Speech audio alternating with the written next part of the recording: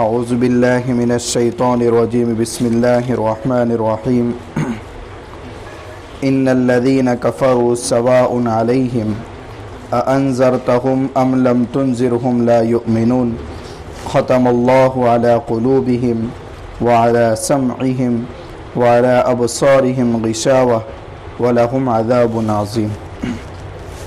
سورہ فاتحہ کے اندر ہدایت کی دعا فرمائی تھی۔ اللہ تعالیٰ نے اس دعا کے قبول کرنے کے نتیجے میں ہدایت کے لیے پورا کلام پاک اتارا۔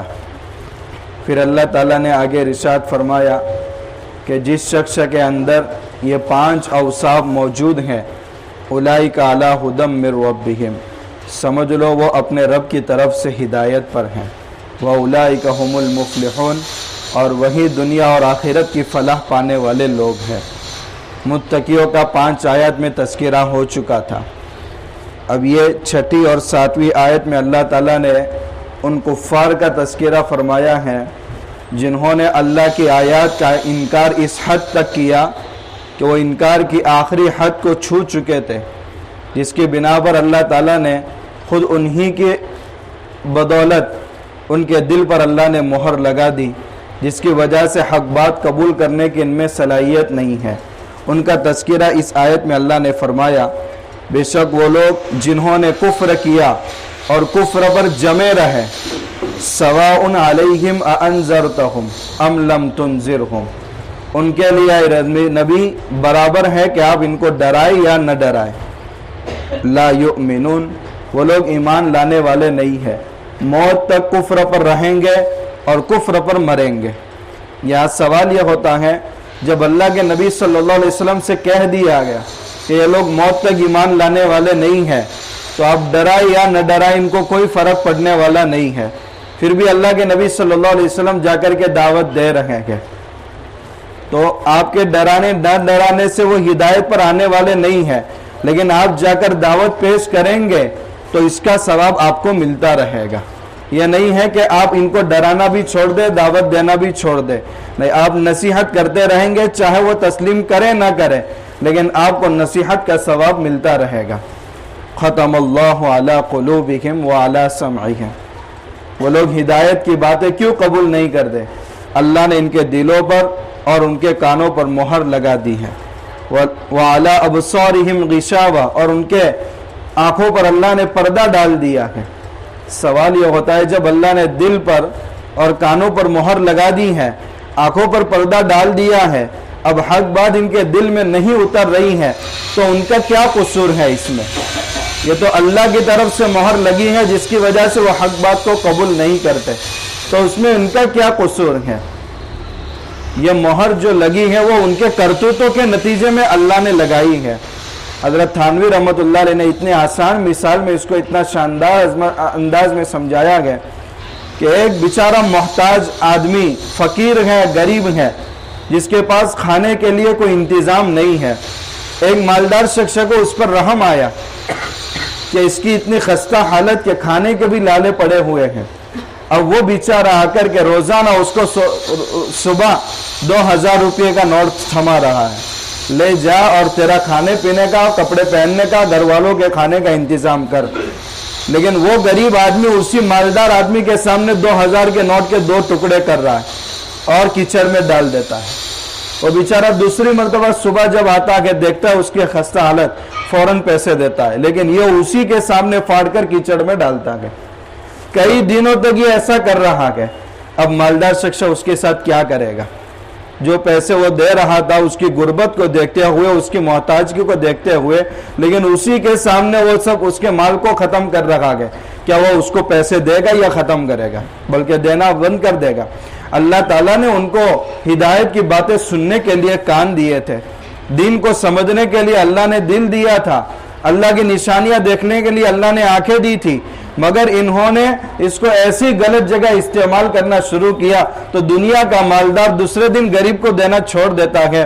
اللہ کی نعمتوں کا جب غلط جگہ استعمال شروع کیا، اللہ نے ان کے دلوں پر، ان کے کانوں پر مہر لگا دی اور آنکھوں پر پردہ ڈال دیا۔ تو یہ اللہ کی طرف سے ظلم نہیں ہوا، بلکہ ان کے کرتوتوں کی وجہ سے اللہ نے نتیجتاً ان کا یہ حشر فرمایا ہے۔ ختم اللہ علی قلوبہم، اللہ نے دلوں پر مہر لگا دی۔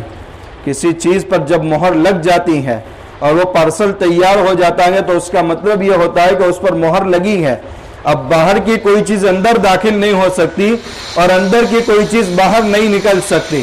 ان کے دلوں پر مہر لگ گئی، موت تک اندر کا کفر باہر نہیں نکلے گا اور نور اور ہدایت کی روشنی ان کے دلوں کے اندر داخل نہیں ہوگی۔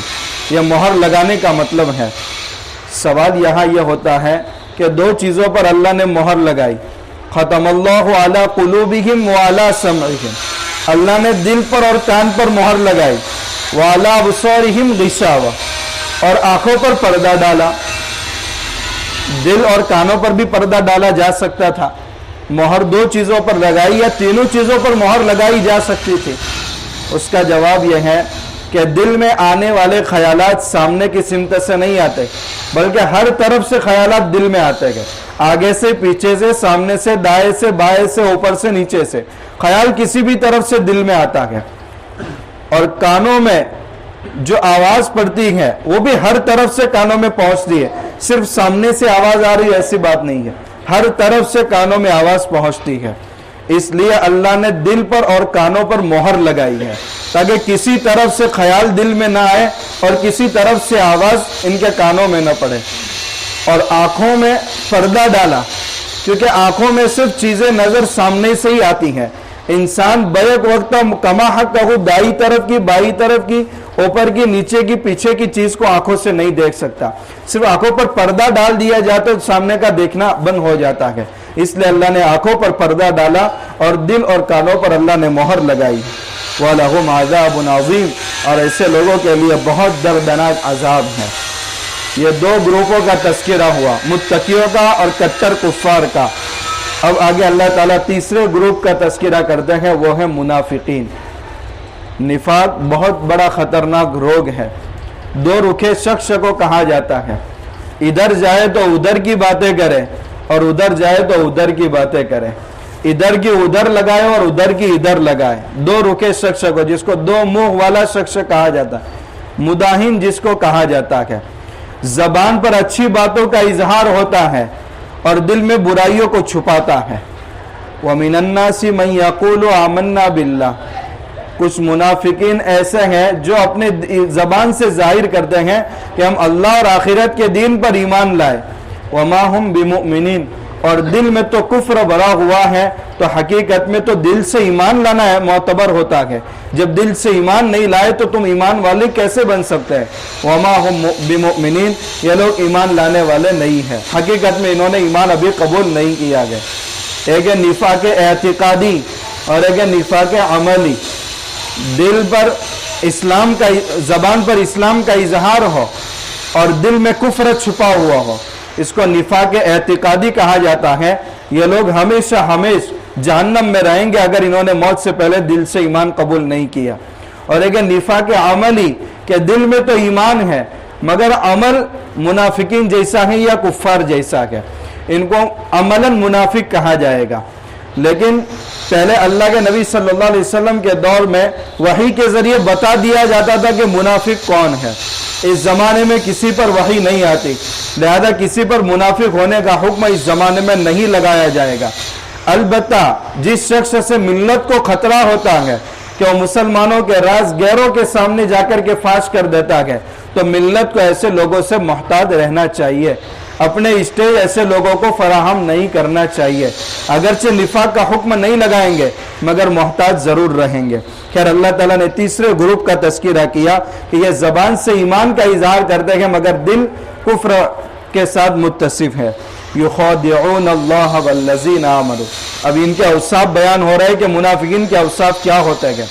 یہ اللہ کو دھوکہ دے رہے ہیں اپنے گمان کے مطابق، اور ایمان والوں کو بھی دھوکہ دے رہے ہیں کہ زبان سے اسلام کا اظہار کیا، اب ایمان والوں سے، ان کی تکلیف سے ہم بچ جائیں گے۔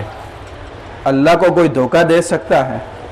یہاں اللہ تعالیٰ نے اللہ کے رسول اور ایمان والوں کے دھوکہ دینے کو اللہ کو دھوکہ دینے سے تعبیر کیا۔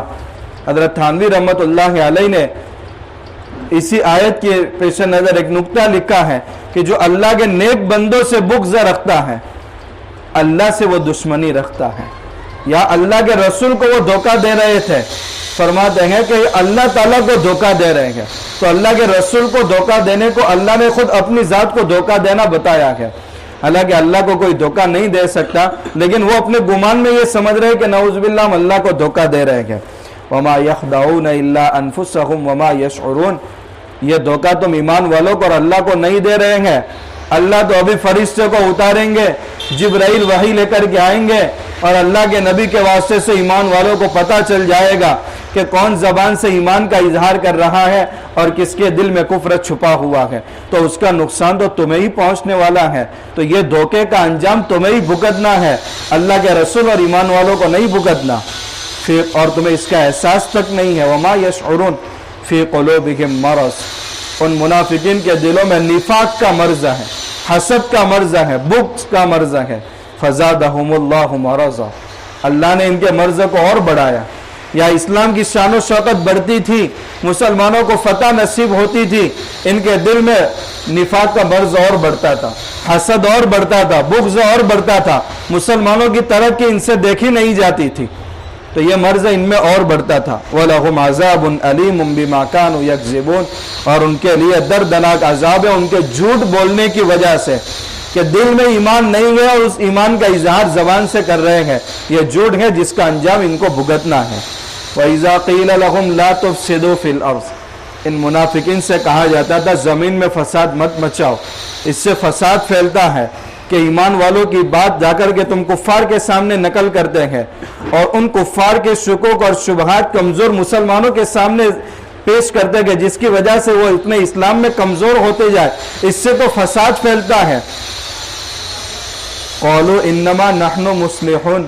تو یہ کہتے تھے ہم فساد نہیں مچا رہے، ہم اصلاح کا کام کر رہے ہیں. دیکھو مخالفت اور اختلاف کرنا اچھی بات نہیں ہے، لہذا ہم ایمان والوں کے ساتھ بھی اچھا تعلق قائم رکھتے ہیں اور کفار کے ساتھ بھی اچھا تعلق قائم رکھتے ہیں. ہماری دونوں سے بنتی ہے. ہم ایمان والوں کی طرح کفار سے ان سے بغض نہیں رکھتے، ان سے دوری اختیار نہیں کرتے. ہم تو دونوں کے ساتھ اچھے برتاؤ سے پیش آتے ہیں، اور یہی اصلاح کا کام ہے. الا انہم هم المفسدون.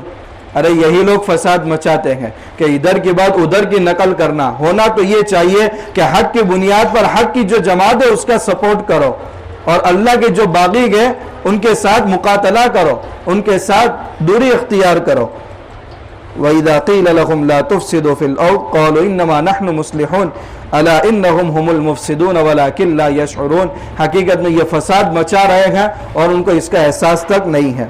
وَإِذَا قِيلَ لَهُمْ آمِنُوا كَمَا آمَنَ النَّاسِ.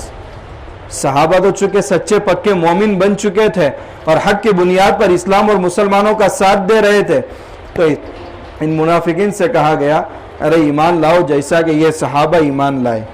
قَالُوا أَنُؤْمِنُ كَمَا آمَنَ السُّفَهَاءُ. تو کہنے لگے ہم ایمان اس طرح لاؤ جیسا یہ بے وقوف لوگ لائے ہیں. انہوں تو ایمان قبول کر کے بے وقوفی کا کام کیا ہے. ارے ابھی انتظار کرنا چاہیے تھا. ابھی دونوں گروپ کے درمیان رساکسی چل رہی ہے، نہ معلوم اونٹ کون سی کوہان پر بیٹھے گا، اسلام کا غلبہ ہوگا یا نعوذ باللہ مسلمانوں کا خاتمہ ہو جائے گا اور کفار کا غلبہ ہوگا. تو ابھی فیصلہ نہیں کرنا چاہیے کسی گروپ کا پورا سپورٹ کر کے، یہ تو بے وقوفی ہوگی. اس لیے ہمارا رب تو دونوں کے ساتھ برابر ہے، تاکہ اگر یہ گروپ ختم ہو گیا تو کل ہم ان کے ساتھ ہوں گے اور ان سے ہمیں کوئی نقصان نہیں پہنچے گا. تو حقیقت میں عقل مندی کا کام تو ہم نے کیا ہے، اور یہ لوگ تو ایک پارٹی کو پورا سپورٹ کر رہے ہیں، ایمان والے بن چکے. یہ تو بے وقوفی کا کام ہے. الا انہم هم السفہاء. ارے یہ لوگ بے وقوفی کا کام کر رہے ہیں، ان کو آئندہ کا نہیں معلوم، یہ نقد کا فائدہ دیکھ کر کے اس طرح کی حرکتیں کر رہے ہیں. انجام کار اسلام کو غلبہ نصیب ہوگا، ایمان والوں کو غلبہ اور فتح ان کو نصیب ہوگی، اور ان کی ہی حقیقت میں جیت ہوگی. تو اس وقت یہ فیصلہ کر لینا چاہیے کہ حق کی بنیاد پر کس جماعت کا ساتھ دیا جائے. الا انہم هم السفہاء ولکن لا یعلمون.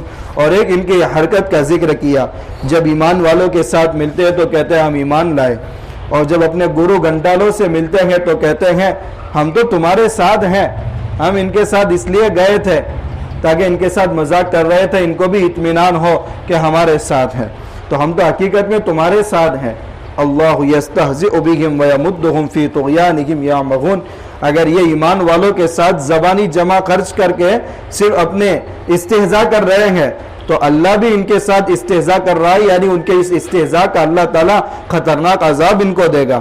وَيَمُدُّهُمْ فِي طُغْيَانِهِمْ يَعْمَهُونَ، ابھی راست فاش نہیں ہو رہا ہے، گمراہی میں ابھی سرگرداں ہے تو اللہ تعالیٰ تمہیں ڈھیل دے رہا ہے، عذاب کی آخری حد تک پہنچ جاؤ تاکہ خطرناک تمہیں عذاب دیا جائے۔ یہ کتنے گھاٹے کا سودا ان منافقین نے کیا تھا کہ ہدایت کو بیچ دیا تھا اور گمراہی کو خرید لیا تھا۔ ظاہر سی بات ہے کتنی قیمتی چیز انہوں نے بیچ ڈالی ہے اور کتنی گھٹیا چیز انہوں نے خریدی ہے۔ یہ تاجر گھاٹے میں نہیں ہوگا تو اور کیا ہوگا؟ اولئک الذین اشتروا الضلالۃ بالہدی، یہی ہے وہ لوگ جنہوں نے گمراہی کو خرید لیا ہے ہدایت بیچ کر۔ فما ربحت تجارتہم، اور ان کی تجارت نے ان کو کچھ بھی نفع نہیں دیا اور وہ راہیاب نہ ہو سکے۔ آگے اللہ تعالیٰ نے منافقین کے ان دو گروپوں کا تذکرہ کیا ہے۔ ایک منافقین کی جماعت کٹر تھی، موت تک ان کو اسلام نصیب نہیں ہوا، ایسے افراد کی تعداد 12 تھی۔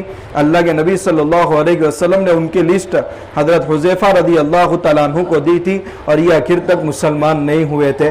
آگے پہلی مثال ان کی بیان فرمائی ہے۔ اور کچھ منافقین وہ تھے جو اسلام کی سرخ روئی کو دیکھتے تھے تو اسلام کی طرف آ جاتے تھے، اور جب کچھ ظاہری مصیبت آتی تھی تو پیچھے ہٹ جاتے تھے، بعد میں چل کر انہوں نے اسلام بھی قبول کیا۔ ان دونوں کی مثال آگے آ رہی ہے، انشاءاللہ اس کا تذکرہ کل کریں گے۔ سبحان اللہ۔